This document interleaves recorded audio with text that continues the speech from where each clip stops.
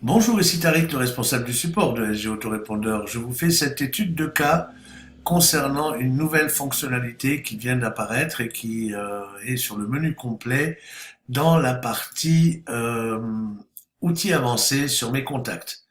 Il s'agit en fait de rassembler mes abonnés communs. Alors, cette étude de cas a été faite suite à une demande d'un de nos clients qui nous a dit, voilà, j'ai une liste de clients d'un produit 1 et une liste de prospects d'un client d'un produit 2. Et j'aimerais envoyer une offre promotionnelle à ceux qui sont en même temps clients et qui sont aussi intéressés par mon produit 2. Donc en fait, il faudrait envoyer un mail aux abonnés communs à la liste client produit 1 et prospect produit 2.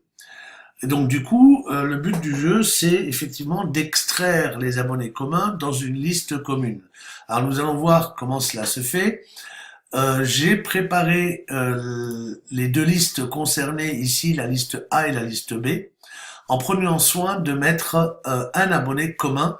Vous voyez que chaque liste a 3 abonnés. On va les ouvrir les deux. Voilà, la liste A, vous voyez, il y a X1, X2 et X3.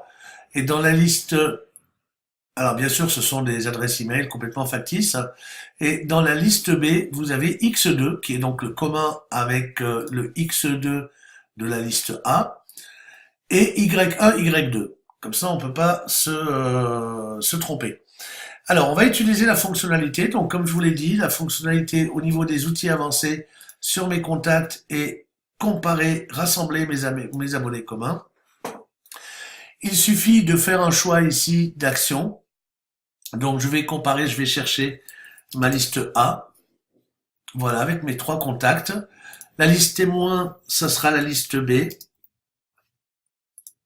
Voilà.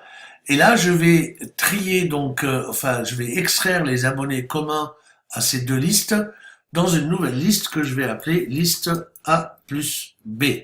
Et dans laquelle, normalement, il ne devrait y avoir, encore une fois, que l'abonné X2, puisque c'est le seul qui est commun aux listes A et à la liste B. Donc vous voyez ici, dans la liste B qu'on voit ici, il y a bien x2@gmail.com et dans la liste A, il y a bien x2@gmail.com. Donc là, je vais créer une nouvelle liste que je vais appeler liste A plus B. Je crée la liste. Voilà, la liste est créée. On va aller voir maintenant sur la liste en elle-même ce qu'elle contient, cette fameuse liste A plus B. Donc là, voici la liste A plus B qui contient en effet un abonné.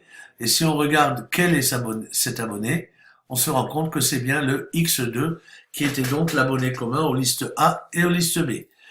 Voici donc pour cette étude de cas de cette nouvelle fonctionnalité rassembler mes abonnés communs. Merci de votre attention, à bientôt.